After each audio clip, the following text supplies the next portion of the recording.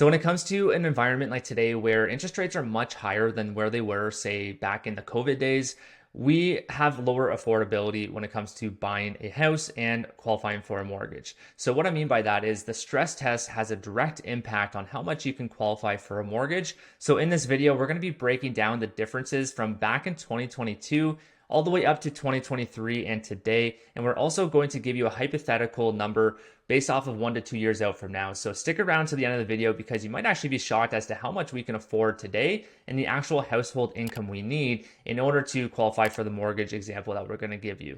So before we get into all the numbers, let's just break down what the actual stress test means.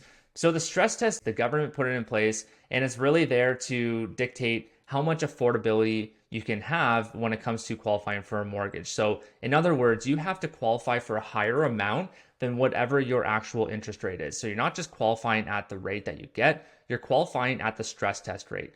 So the stress test dictates that you have to qualify with either a 5.25%, in other words, the benchmark rate, or the interest rate plus 2%. So that contract rate also means the interest rate. So to give you an example, let's just say today's rates are 3%, which we all wish they were. They might get there at some point, but today we are not at 3%. But let's just say we're at 3%.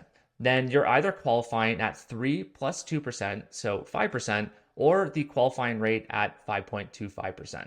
So 5.25% is the higher rate, so you're qualifying at that versus the actual 3 plus 2%. So I hope that makes sense, but another example, let's just say we have a 5% rate today, which we do, and then in that example, you're qualifying at 7% because if you add 2% to that, it's higher than the benchmark rate of 5.25%.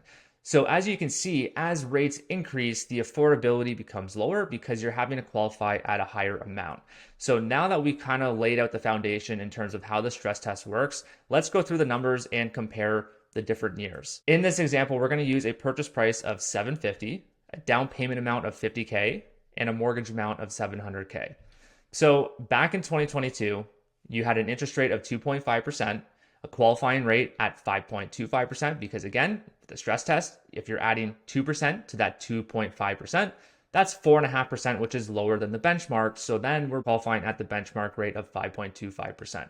The monthly payment on that, again, $700K mortgage, would be $3,262. And the income needed in order to qualify for that mortgage would be $135K a year. Now, let's compare that to 2023 and show you the numbers there. So the interest rate in 2023, this is the peak of where rates were at, was 6.5%. And the qualifying rate on that would then be 8.5%, which is quite a bit of a difference there if you compare that to 2022. The monthly payment on that is $4,877. So an increase to your mortgage payment per month at $1,615. So that's a 49.5% higher payment, so quite significant. And the income needed in that regard would be $180K because again, we're having to qualify at a higher stress test rate. So now let's look at today. And this is where things might actually kind of surprise you. Interest rates today are 5%. So again, when I'm talking about the actual interest rates, I'm using an average. We have some lower than 5%. We have some higher than 5%. For the most part, dipping below 5%, but we're going to be conservative.